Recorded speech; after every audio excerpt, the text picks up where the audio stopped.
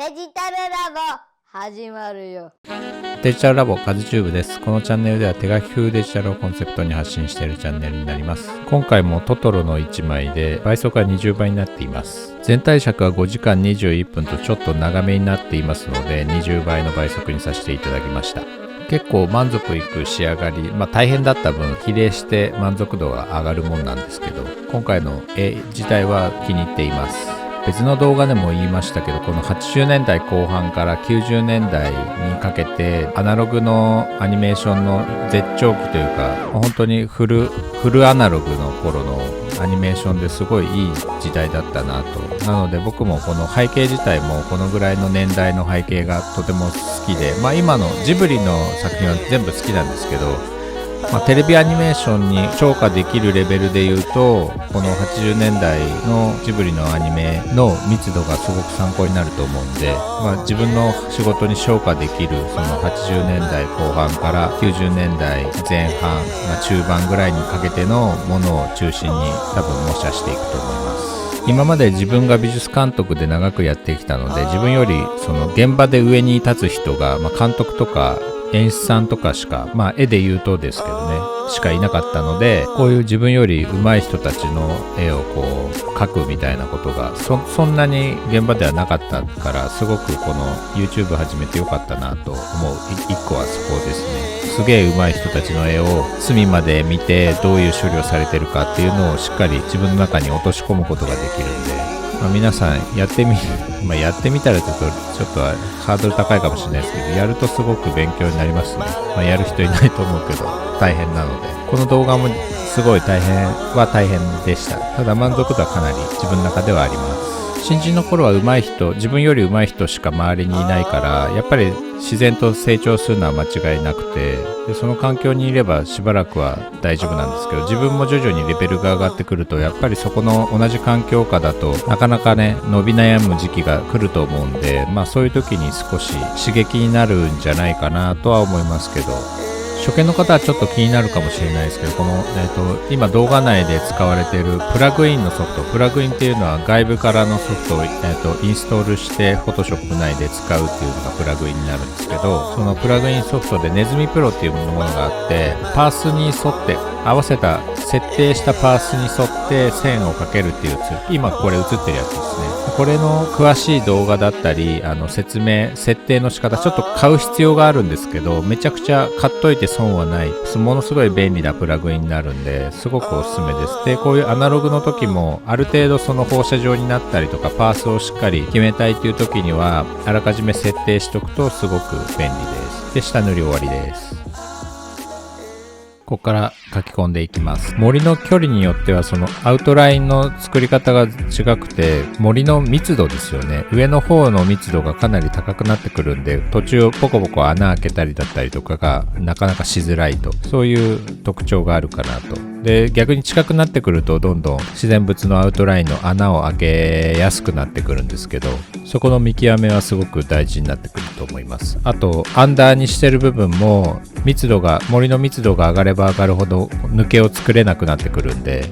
アンダーっていうのは暗くしている部分ですね。木がぐっと奥の木の情報が見えてるところ、そこが暗くなってる部分なんですけど、そこに抜けを作ると森の密度が下がっちゃうんで、そこはよく考えて、抜ける場合と抜けない場合があるんで、そこは注意してほしいなと思います。でこのヤシを描く、葉っぱを描くときにいつもはアートペンを使っているんですけど、プロペンを使いました。で理由としてはこの抜きの精度が悪いので、やっぱアートペンって今買うと常についてくるプロペンっていうのがあるんですけど、その抜きの精度の方がいいので、やっぱり4倍ぐらい違うのかな、確か数値は4倍なんですけど、使っている体感としてはそこまで大きな差はないけど、でもずっとプロペンを使ってる人がアートペンを使うとかなり不満に感じると思います。でそのぐらいの差はあるんですけど、でその差がこういう細部、この抜きの精度に関してはやっぱり今の現行のものの方がやっぱりいいので、アートペン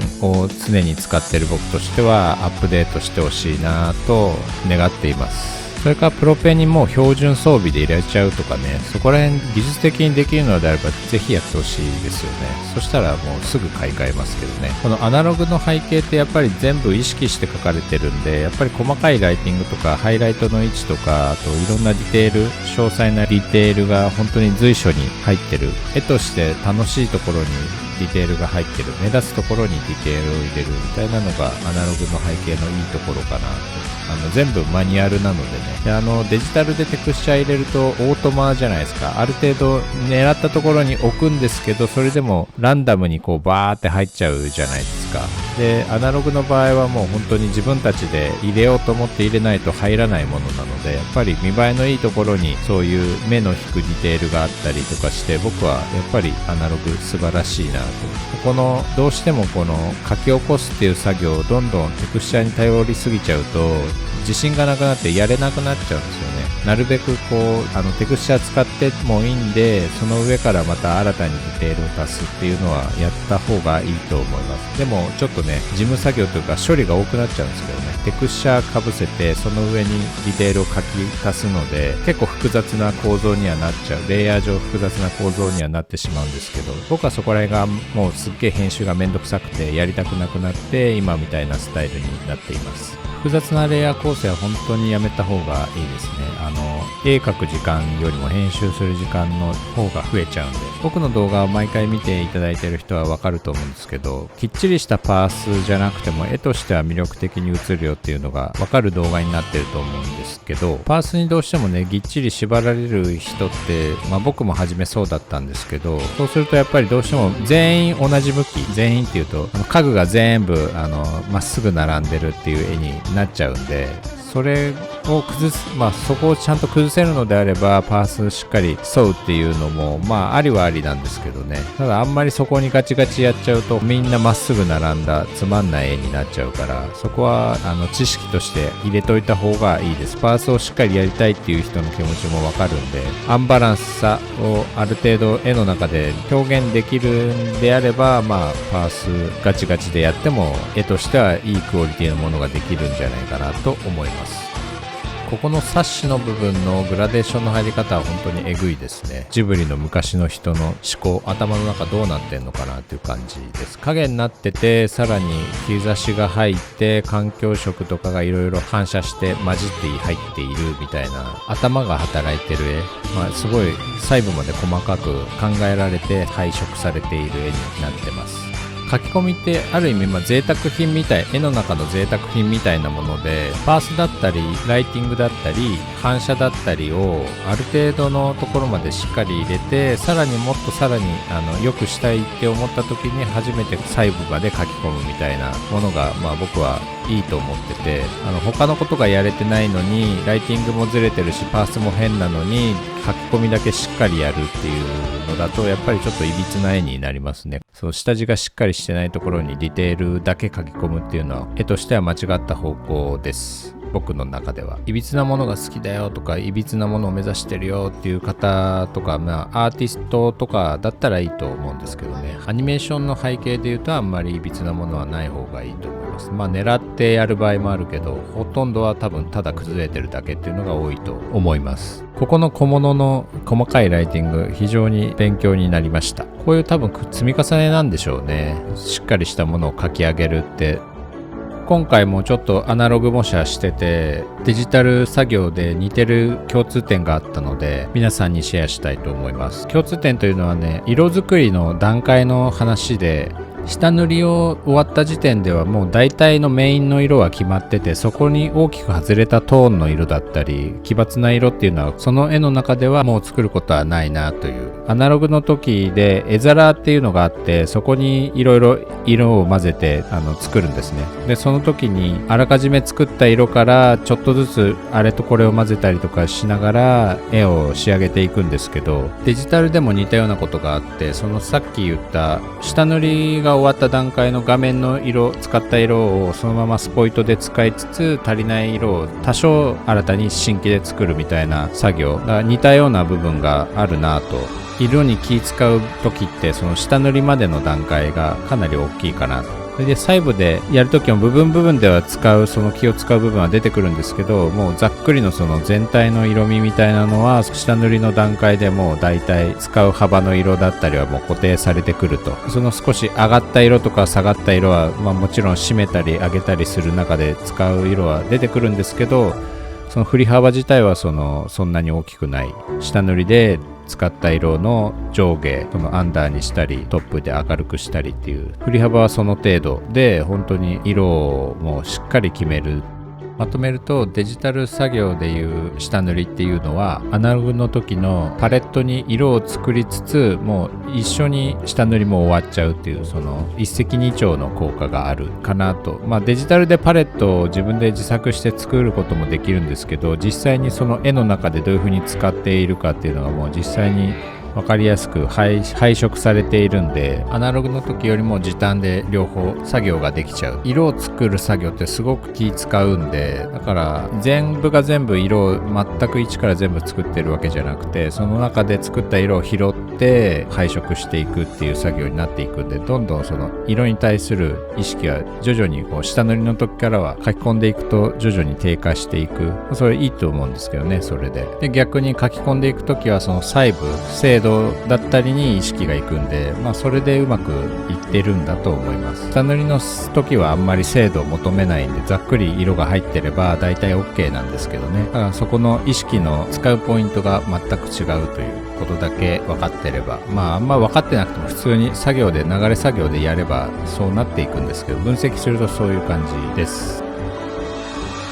こういう小物の細かいものに関しては下塗りで入れれないんで、さっき言った細かいコントロールができないんで、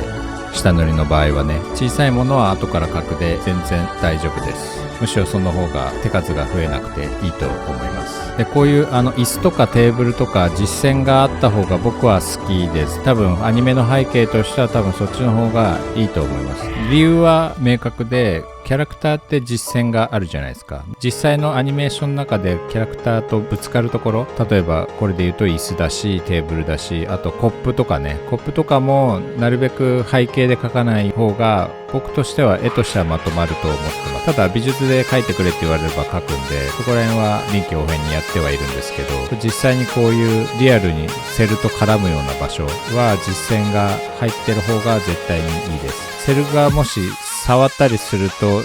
主線がないとやっぱり変なんですよね。主線があるキャラクターが触った同じ距離感にあるものが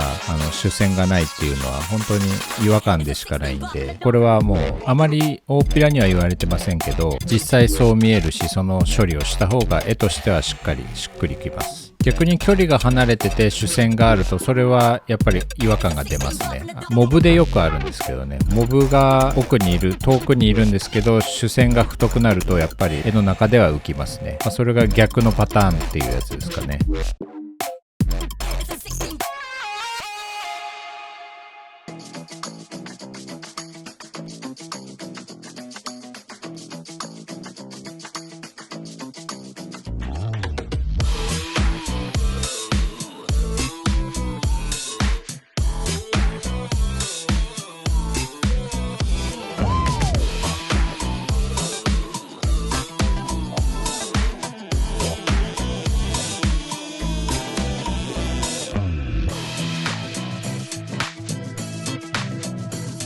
だいぶできてきましたね。この絵本当にしんどくて、最後の最後は結構発狂しながらやってました。早く終われ早く終われって言いながら自分を奮い立たせながらやってましたね。椅子とかね、テーブルのこの湾曲してる部分、すごく細かくハイライトが入ったり入んなかったり、締め線が入ったり反射が入っていたり、手数はかなりかかってますね。その分質量とか雰囲気は出たとは思うんですけど、こういう人工物の硬いものに関しては結構何回も書き直しても質量が出るから逆にいい効果が出たりするんで、あんまりその塗り間違いとかも後ろに戻らないで上からちょこちょこ書き足すっていう方が絵としては雰囲気が上がります。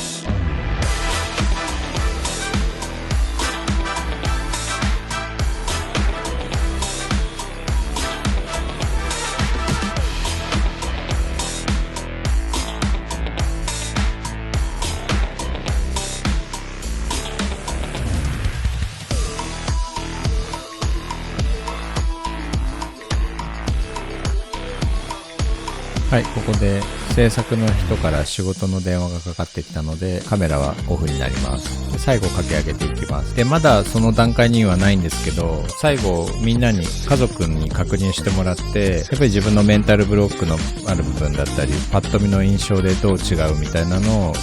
レクチャーを聞いて、その都度修正していきました。第三者のね、フラットな目っていいですよね。やっぱ自分の中にはないものが絶対あるんで、必要な情報だと僕は思っています。受け入れられない人もいると思いますけど、やった方が絵は良くなるとは思うけど、とんでもないことを言ってくる人はたまにいるから、悪意がもう 100% みたいな人、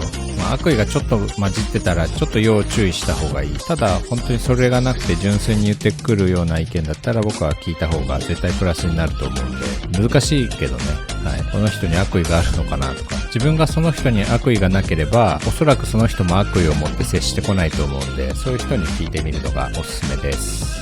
そろそろ完成ですね。今日も最後まで見ていただきありがとうございました。これで完成になります。チャンネル登録、高評価よろしくお願いします。コメントも待ってます。